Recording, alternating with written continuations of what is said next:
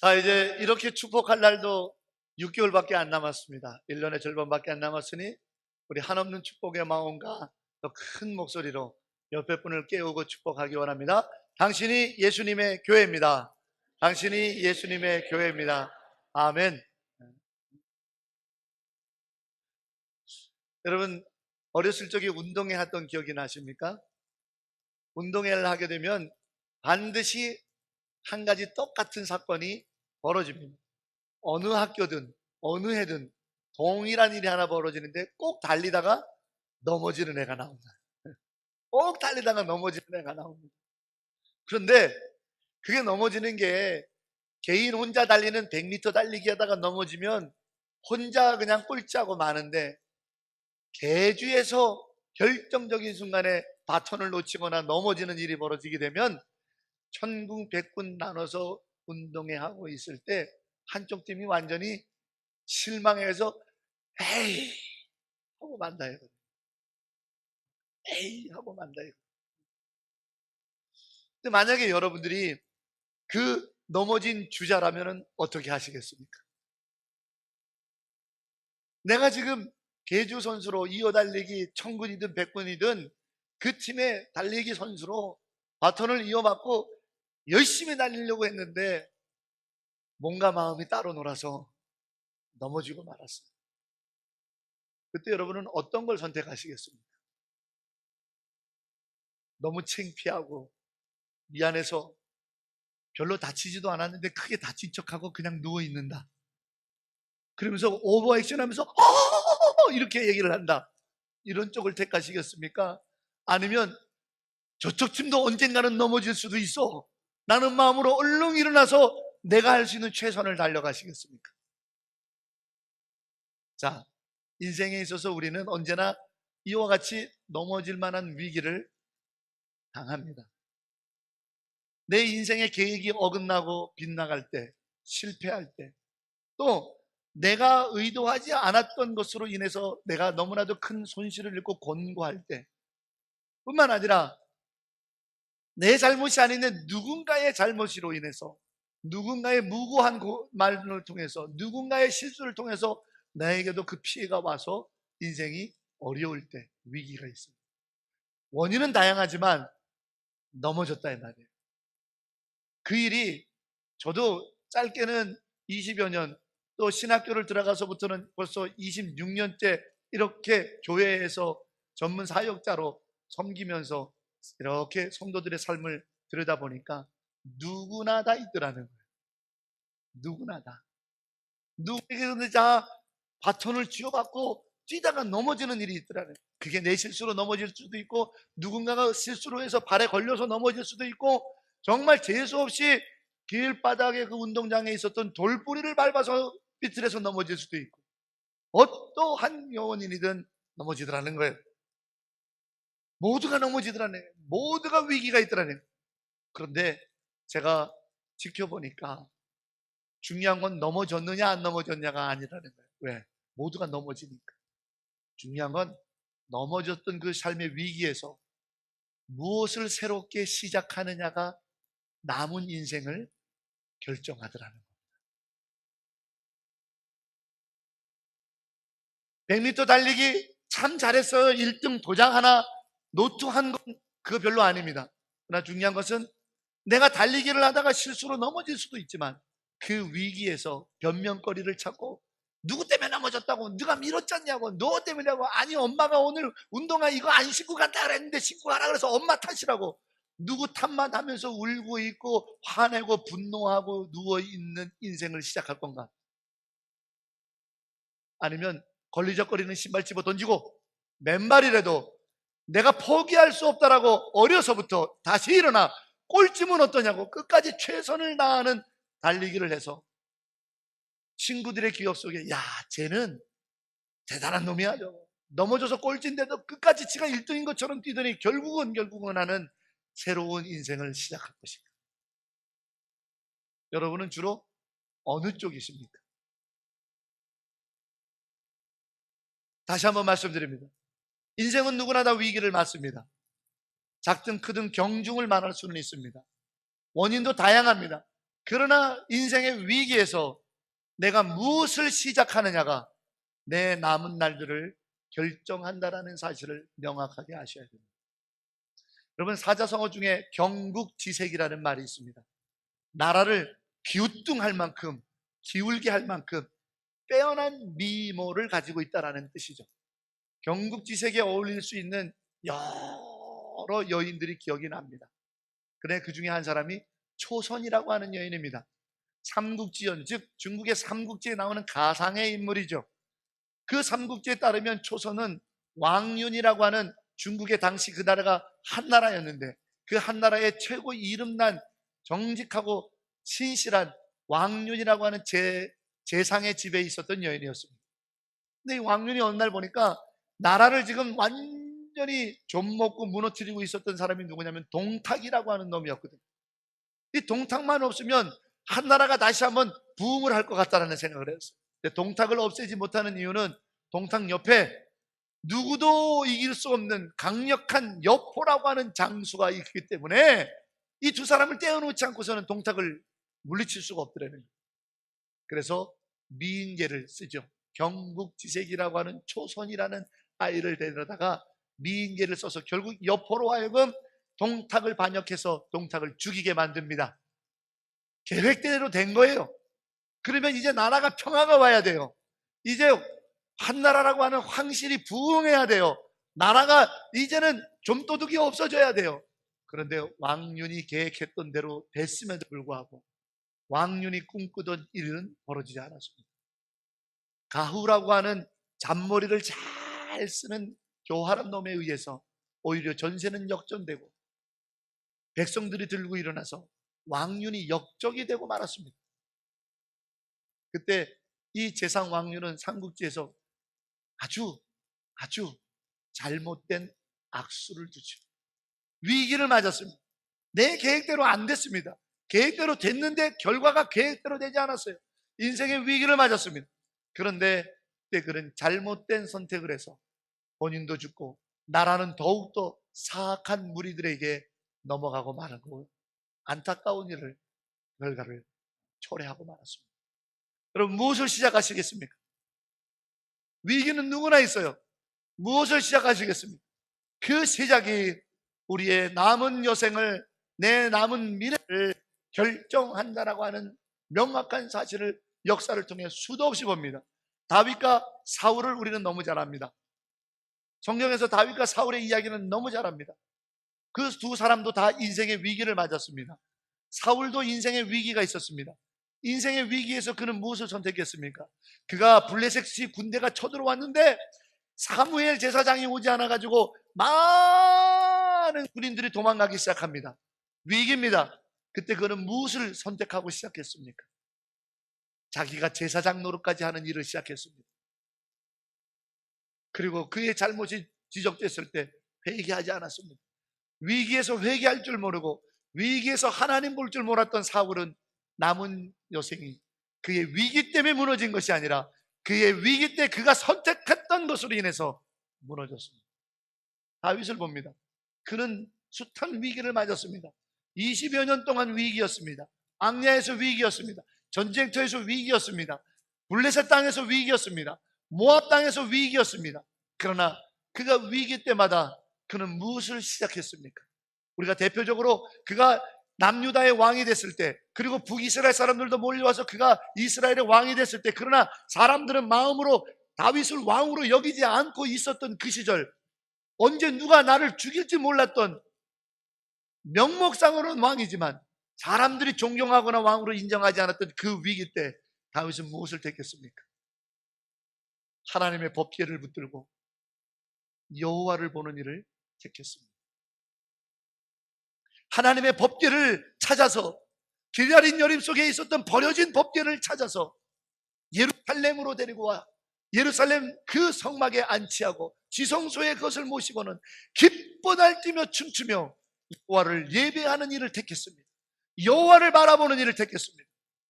엄청난 위기였지만 여호와만을 바라보는 선택, 그 시작, 그것에서부터 다윗은 진정한 왕이 되고 강성한 왕이 되고 하나님의 복의 역사를 쓰는 사람으로 변화되어가는 남은 날의 인생이 달라지게 되는 것을 우리는 성경을 통해 보았습니다.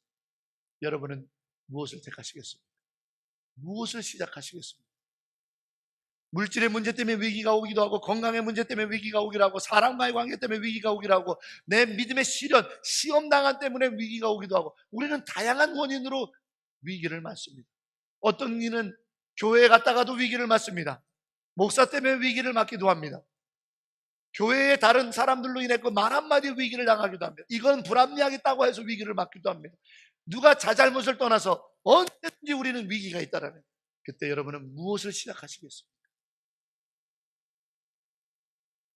저는 여러분에게 지난주와 마찬가지로 동일하게 그때가 바로 완전히 하나님 중심으로 살 수 있는 절호의 기회라는 사실을 여러분에게 나누고 싶습니다. 우리의 위기가 나만 바라보렴, 나를 중심으로 살렴, 나만 바라보렴, 내가 너의 삶의 중심이 되길 원한다라고 하는 하나님의 초청장이라고 하는 사실을 여러분 기억했으면 좋겠습니다. 오늘 본문에서 예레미야 선지자의 입술을 통해 위기에 당한 이스라엘 백성들에게 하나님 오늘 23절에 말합니다. 내가 너희들에게 희생제사를 원하는 것도 아니고, 봐봐라, 내가 네 조상들을 애굽에서 데리고 나올 때 무슨 제사를 드리라고 요청한 적이 있더냐? 아니다. 나 그거 원하지 않아. 하나란다. 23절, 내가 너희에게 한 말을 준행하라. 하나님의 말씀을 준행하는 것, 이것이야말로 가장 기가 막힌 완벽하게 하나님 중심으로 사는 삶이 아니겠습니까? 사랑하는 여러분, 여러분의 인생의 위기의 발걸음에 있다면, 오늘날 내가 무엇인가 선택해야 될 발걸음이 있다면, 오늘날 내 삶의 가장 중요한 시기에 있다고 하면, 오늘날 내 삶의 전환점이 필요하다면, 오늘날 내 삶의 역사가 필요하다면, 하나님이 어떠한 모양으로든 나를 초청하셨다면, 하나님, 내 삶은 하나님께로 향하기 원합니다라고 하는 완전한 하나님 중심의 삶을 선택하고 그 길을 걷는 여러분 되시기를 주의 이름으로 축복합니다. 여러분, 우리가 차를 딱 타면요, 차를 타는 순간 뭔지 아십니까? 위기입니다. 요즘은 자동차가요, 너무너무 안전하지가 않습니다. 교통문화가요, 정말 나 혼자 운전 잘한다고 천만에요.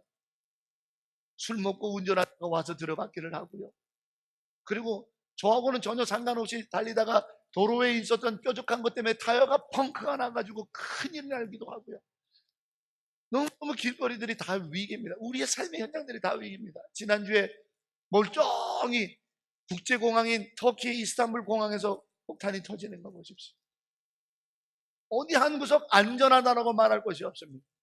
그런데 차를 타면 우리가 제일 먼저 하는 게 뭡니까? 벨트를 매는 일입니다. 이 안전벨트가 정말 갑갑하고 귀찮은 것입니다. 가끔씩 제 차를 운전하는 기사도 보면 벨트를 안 매고 잔머리를 쓰더라고요. 벨트를 이렇게 매고는 자기는 벨트 안 하고는 이렇게 벨트를 뒤로 해서 제가 막 뭐라 그래요. 벨트 차라고. 평상시에는 그게 거추장스럽고 불필요하고 갑갑하고 답답한 것이지만 결정적인 순간에 내 몸을 잡아주는 유일한 것입니다. 결정적인 순간에 내 몸을 붙잡아 주시는 유일한 것이 이 생명줄입니다. 그런데 이 생명줄이 평상시에는 불편하다 이거예요. 하나님 중심으로 사는 것이 평상시에는 불편해요. 얼마나 갑갑한지 몰라요. 나를 구속하는 것 같아요. 그런데 내 삶의 위기에서 나를 붙잡아 줄 수 있는 유일한 것은 하나님 중심으로 사는 믿음입니다. 창세기 41장 45절에 보면 요셉이 나옵니다. 요셉이 바로의 큰 축복을 받습니다. 그가 재상 자리로 높여지고요, 그의 가족들이 편안하게 살 수 있는 땅을 얻게 되고요, 그리고 바로가 요셉에게 멋진 선물을 하나 합니다.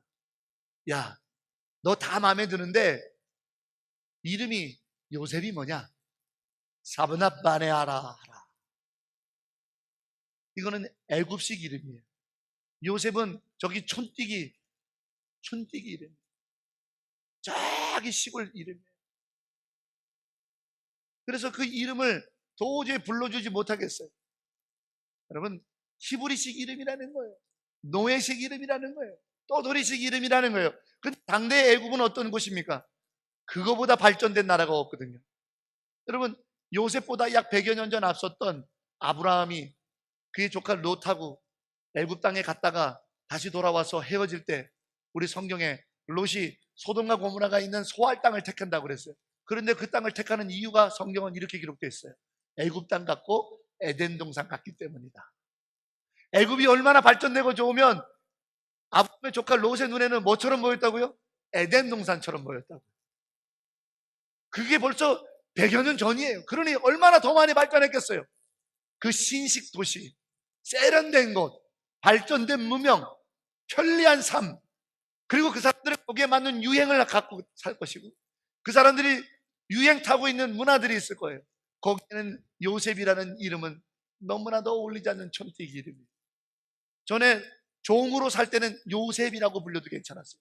전에 감옥에 갇혀서 죄수로 살 때는 그 촌띠기, 어디서 듣도 보도 못한 촌스러운 구린내 나는 이름으로 불려도 전혀 문제가 안 돼요. 그런데 애굽의 바로의 궁전에서 권력자가 돼서 다스리는 자가 되는데 요셉이 뭐냐 이거예요.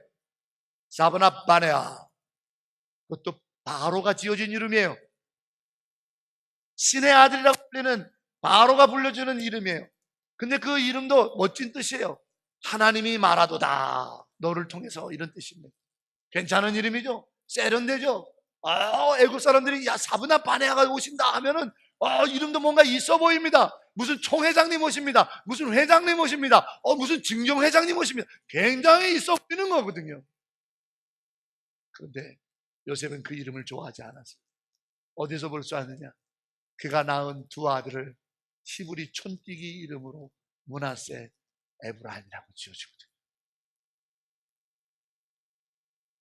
내가 그래도 사브나 바네하고 바로가 지어준 이름으로 살고 이 땅의 재상인데 내 아들들이 거기에 경계 없는 이름으로 살아야지 하고 이름을 지어준 게 아니고 촌띠기 유대 땅 목동 이름으로 므낫세와 에브라임이라고 하는 이름을 지어줍니다. 왜 그럴까요? 안전벨트를 채우는 겁니다. 네가 누군지 기억하라는 거예요. 너는 놈 아니라는 겁니다. 너는 세상을 중심으로 사는 놈 아니라는 겁니다. 너는 하나님의 사람이라는 거예요. 너는 하나님 중심으로 사는 자라는 것을 잊지 말라는 거예요. 우리가 비록 이 애굽의 궁정에서 편히 잘 먹고 잘 살고 편리한 건 누리며 좋은 문명 속에 살지만 우리는 하나님 사람이요 중심이 하나님이어야 된다는 것을 네 이름으로 정체성을 가지라고 하는 것이 바로 므낫세와 에브라임이라는 이름으로 자식을 지어주고 나는 사브나 바네아가 아니라 나는 요셉이라고 하는 자기 고백인 거죠. 벨트를 채우는 거예요. 하나님 중심으로 산다는 거예요. 하나님이 나의 삶의 목적이라는 거예요. 내가 이 세상의 자리에 있는 것도 하나님의 영광이요 하나님의 역사를 위함이라고 하는 자기 고백인 거죠. 여러분, 우리가 위기 때 해야 될 것은 바로 이것입니다. 우리가 위기 때 시작해야 될 것은 나는 하나님의 사람이요, 나는 하나님의 중심으로 사는 사람이요, 내 삶의 목적은 하나님이요, 내 삶의 영광도 하나님이시며 나는 하나님의 말씀을 준행하기 위해서 이 땅을 사는 자라고 하는 것을 위기 때 그 고백을, 그 믿음을 시작할 때 우리의 남은 날들이 아무리 조건과 상황이 위기라 할지라도 달라지며 변화되며 비로소 죽은 자도 살릴 수가 없는 것도 있게 하시는 여호와의 권능이 시작될 줄로 믿습니다. 마치 거추장스럽고 어렵고 깝깝하지만 채우는 벨트가 아무것도 아니지만 위기 때 내 몸이 튀어나가지 않고 붙잡아줘서 상하지 않고 생명을 살리는 능력이 되듯이 지금 위기 때 내가 누구인지, 내 삶의 목적이 무엇인지를 하나님으로 정확하게 고백하고 나갈 때 그때 하나님의 역사는 시작됩니다. 여러분, 요한복음 5장을 한번 같이 보기를 원합니다.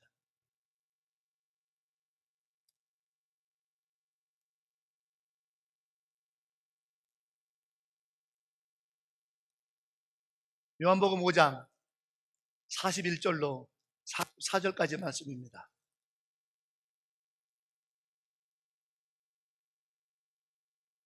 예수님 하신 말씀이 있습니다.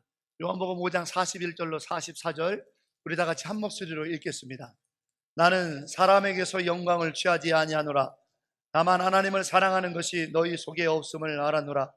나는 내 아버지의 이름으로 왔음에 너희가 영접하지 아니하나 만일 다른 사람이 자기 이름으로 오면 영접하리라.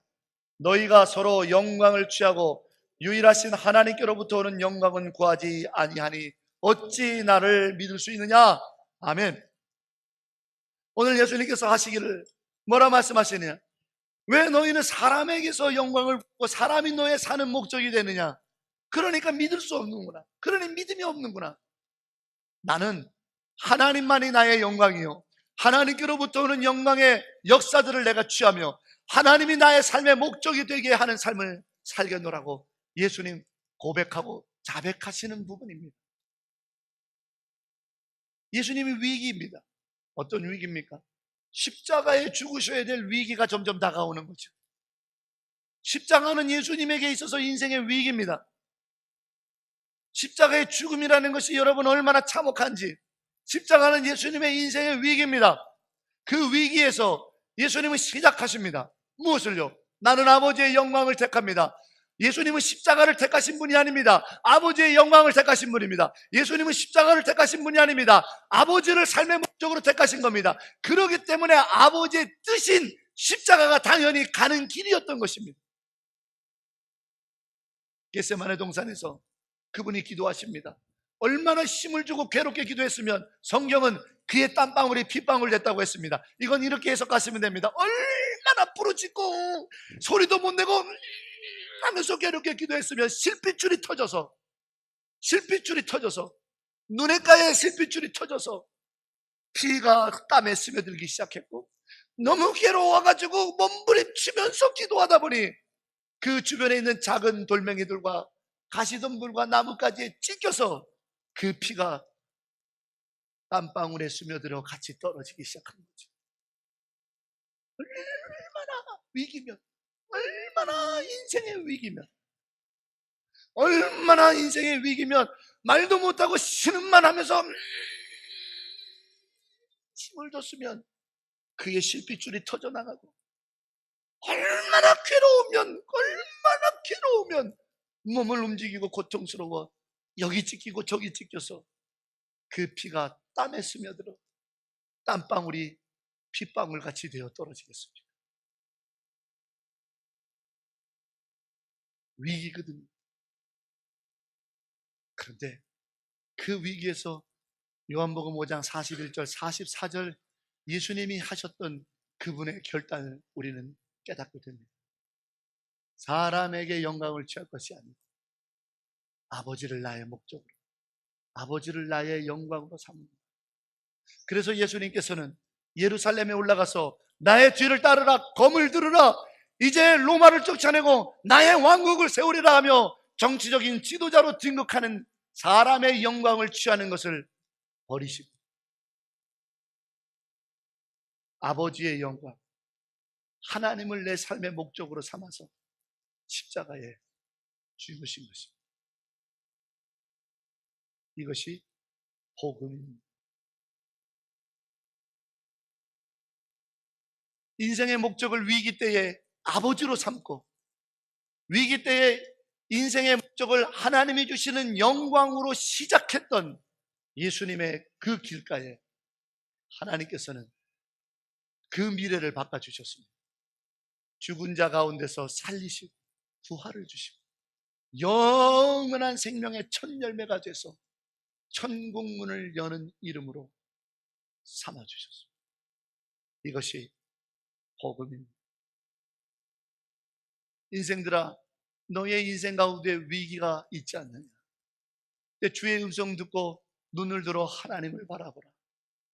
내가 너무 사람의 것과 이 땅의 것을 추구하며 살고 있지 않았더냐? 그곳에서 받았던 네 위기라 할지라도 영으로 깨어나 하나님을 바라보며 하나님의 영광을 취하라. 아버지가 내 삶의 목적이 되게 하라. 완전한 하나님 중심의 삶으로 회복되라. 하나님께서 너의 인생의 미래를 시작하시리라. 내 안에서 역사하기 시작하시리라. 하나님의 권능이, 위엄이, 영광이, 역사가, 그분의 거룩한 은혜가 내 삶에서 시작되리니 내 안에서 하실 하나님의 역사가 크도다. 죽은 자도 살리시고 없는 것도 있게 하시는 여호와의 권능이여 일어날지어다. 이 선포가 비로소 이루어지는 것이죠. 이것이 복음입니다. 헬라인이나 유대인이나 상관없습니다. 이방인이나 유대인이나 상관없습니다. 남자나 여자나 종이나 주인이나 가진 자나 못 가진 자나 전혀 상관없습니다. 중요한 것은 믿는 자에게 일어나는 역사가 이 복음입니다. 사랑하는 여러분, 오늘 하나님께서 이 제단을 통해서 흘러가게 하셨던 하나님의 선포된 이 복음을 믿으시기를 주의 이름으로 축복합니다. 여러분, 아무리 인생의 위기라도 하나님을 목적으로 삼으십시오.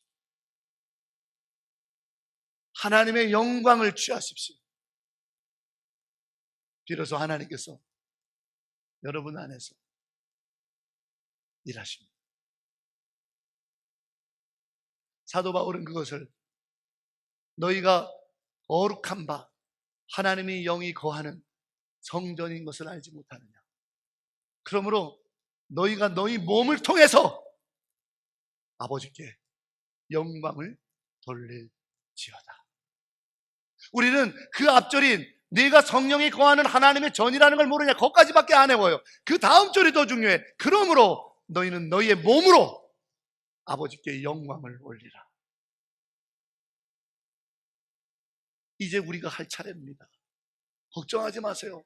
우리 안에 계시는 아버지께서 하십니다. 우리 안에 계시는 아버지께서 일하십니다. 우리 안에 계시는 하나님이 역사하십니다. 그분이 하십니다. 그러니 우리는 이제 우리의 아무리 작고 크든 우리의 삶의 위기에서 한 가지, 아버지, 내가 하나님의 영광을 내 삶의 목적으로 삼겠습니다. 그 한 가지 눈을 들어 결정하신다면 아버지께서는 여러분을 그대로 두지 않습니다. 아버지께서는 여러분의 미래를 지금 시작하십니다. 그리고 그 미래는 영원한 이터널 라이프이며, 그 미래는 부활 레저렉션의 승리며, 그리고 그 미래는 하나님의 영광의 몸이 되는 글로리피케이션, 진정한 구원의 완성이죠. 사랑하는 여러분, 그 구원의 완성된 자로 서게 되기를 주의 이름으로 축복합니다. 엘리자베스 킴블리라고 하는 작가가 있습니다. 그분은 인생 수업이라고 하는 귀한 자기 고백적 글을 썼습니다. 그는 미국의 정신과 의사로 유명한 사람입니다. 너무너무 귀하게 글을 쓴 여인입니다. 그리고 정신과 의사로 굉장히 많이 활동했습니다. 나오세요. 나를 봐야지. 그러던 그가 어느 날 강연에 가서 자기 책에 대해서 이야기를 하기 시작했습니다. 강연을 하고 많은 사람들이 그 책을 구입하고 너무 그 사람의 말에, 엘리자베스 킴블리의 말에 너무 감동을 받아서 책을 사가지고 사인을 해달라고 줄을 섰습니다. 그래서 엘리자베스 킴블리가 이름이 뭔가요 하면서 계속 사인을 하다 보니까 시간이 너무 오버됐어요. 그러다 보니까 공항에 가서 비행기를 타야 되는데 못 가게 된 거예요. 빨리 공항을 가야 되겠어요. 이번에 보니까 우리 교회에서도 와서 찬양을 불렀던 GCN 가수 최덕신 씨가 시카고에서 덴버 가는 비행기를 놓쳐가지고 못 가셨더라고요. 왜냐하면 제가 왜 그걸 아냐면 덴버에서 목회하고 있는 제 친구 교회 찬양 집회로 가시기로 했는데 너무 일정이 빡빡하고 차가 막혀가지고 시카고 공항에 도착했더니 비행기가 떠나는 바람에 집회를 연기한다고 죄송하다고 전화 와서 제 친구가 우리 교회 찬양 집회가 연기됐습니다 이렇게 글을 올렸더라고요.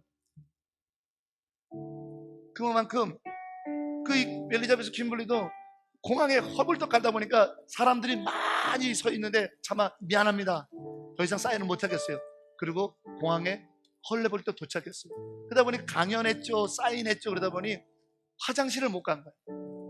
급하게 화장실에 가갖고 앉아서 용변을 보고 있었습니다. 근데 갑자기 옆에 칸에서 똑똑똑 그러더니 부탁합니다 하고는, 왜 공용 화장실은 저 밑에가 이렇게 비어 있잖아요. 그 밑으로 자기가 쓴 인생 수업이라는 책하고 볼펜이 쑥 들어오더래요. 이거 뭐야 이게 뭐야 그랬더니 사인 좀 부탁합니다 그러더래요. 너무 무례하다고 생각한 거예요. 너무 무례한 짓이라고 생각한 거예요. 나 못 해주겠다고 그랬더니 옆에 칸에서 하나님 은총입니다. 좀 사인 좀 해주세요. 더 화가 난 거예요. 왜? 이런 일에다가 하나님의 이름을 걸먹이는 것이 너무 싫은 거예요. 못 해주겠다고. 그랬더니 다시 책이 쓱 들어갔다. 이를 보고 나왔더니 앞에 어느 분이 기다리면서 제가 그랬습니다. 죄송합니다. 근데 수녀복을 입고 있더래요. 조금 미안해졌죠? 수녀님, 내가 화난 건요, 화장실에 가서까지도 무리하지만 하나님 은총을 얘기한 거예요. 이게 왜 하나님 은총입니까? 그랬더니 이 수녀님 하시는 말씀이, 선생님 화내지 말고 내 말을 좀 잠깐 들어주세요. 저희 수도원에, 수녀원에 오랫동안 봉사의 삶을 사시던 노 수녀님이 계시는데 이제는 질병으로 인해서 연수가 다해 하나님 부르실 날을 기다리셔서 움직이지 못하십니다. 근데 그 수녀님이 선생님의 글을 너무 좋아하세요. 선생님이 강연에 꼭 오고 싶으셨는데 몸에 못 움직여서 못 왔대라는 거예요. 그래서 수녀들끼리 돈을 모아서 누구 한 사람이 대신 가서 그 강연을 녹음하고 그분의 책을 사서 노 수녀님 이름으로 사인 받아서 책을 선물을 해드리기로 해서 자기가 왔대라는 거예요. 강연은 녹음은 했는데 책을 사갖고 줄을 늦게 쓰는 바람에 사인을 못 받고 당신이 가버렸대라는 거예요. 아이고 하나님, 아이고 하나님, 우리 수녀님한테 선물을 마지막으로 줘야 되는데 하나님 어떡하나요? 그래서 자기가 사인을 일부러 대충 할까 그런 생각도 했대요. 그러다가 그건 아닌 것 같아서 사실대로 얘기하려고 가고, 하나님 우리 노 수녀님에게 은총을 베풀어 주세요 하고 화장실에 들어왔는데 그 작가가 들어오더라는 거예요. 그리고 자기 욕한으로 들어가는 거예요. 이거다 하고는 얼른 들어가갖고 하나님 은총입니다 하고 뒤밀었대는 거예요. 그 얘기를 듣고는 이 엘리자베스 캠블리가 죄송합니다 하고는 성실하게 또박또박 그 죽어가는 노 수녀님에게 마지막 하나님의 선물을 아름답게 편지로 써서 멋지게 서명을 해서 전해줬다라는 일화가 있습니다. 하나님께서는요, 일하시는 방법이 우리가 생각하는 방법을 뛰어넘는 분이세요. 우리는 위기 때 하나님을 내 삶의 중심이요 하나님의 영광만을 취하겠습니다라는 결정은 잘해요. 그런데 내 방식대로 하셔야 된다고 보시면서, 백막탄 왕자가 와서 나를 데리고 가야 된다고 하고 리무진을 타고 다니면서 돈 쫙 뿌리면서 예수 믿으세요 이렇게 해야 된다고 생각하고 있고, 절대로 가난하면 안 된다고 생각하고, 절대로 질병에 걸려서는 안 된다고 생각하고, 질병에 걸려서도 짠 하고 다 고침받아가지고 간증해야 된다고 생각하고, 방식을 내 방식대로만, 내 방법대로만 해야 됩니다. 하나님, 내가 하나님 중심으로 삽니다. 하나님 영광만 취할게요. 하나님 내 방식대로 해주세요. 십자가가 예수님의 방식이었습니까? 하나님 방식이었습니다. 하나님 중심으로 완벽하게 산다고 하는 것, 위기 때 우리가 시작해야 될 하나님의 복음의 삶이라고 하는 것은 하나님의 영광을 취하되 그 방법도 하나님이 하시는 대로 순종하겠다라는 것. 그게 완전한 하나님 중심의 삶이에요. 이 어려운 시기에 11조 하나님 방법입니다. 이 어렵고 바쁜 시기에 주일 성수 하나님 방식입니다. 내가 다 이해되지 않고 다 납득되지 않아도 요청하시는 순종 하나님 방식입니다. 내 자존심 다 긁어놓는 거 하나님 방식입니다. 내가 먼저 가고 미안하다고 사과하는 것 하나님 방식입니다. 왜 나만 시키냐고, 왜 내가 이렇게 가중되게 일해야 되냐고 하나님 방식입니다. 성경책을 찾아보세요. 제가 거짓말을 하고 있나? 무릎 꿇고 내 원수 같은 사람의 발을 닦아주는 건 하나님 방식입니다. 내가 저 사람한테는 절대로 먼저 사과 못해. 미쳤냐 내가?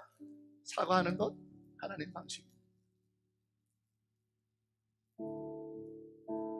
우리가 완전히 하나님 방식으로, 하나님 중심으로 살겠다라고 하는 이 복음의 역사는 십자가만은 절대로 안 됩니다. 내가 주님의 영광을 찾겠지만 예수님 말씀하십니다. 예수님 방식대로 따르라고. 어떻게 해요? 네 십자가를 지고 따르라고. 하나님 방식이었습니다. 여러분, 내가 하나님을 영광되게 하겠습니다고 해놓고는 방식은 내 방식대로 해야 돼요.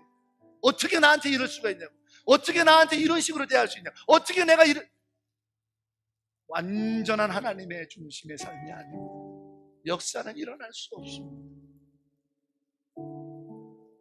지금은 비록 하나님 방식으로 사는 것을 요만큼밖에 못하지만 시작하십시오. 지금 비록 하나님 방식대로 사는 삶을 하나도 할 수 없겠지만 기도하기서부터 시작하십시오.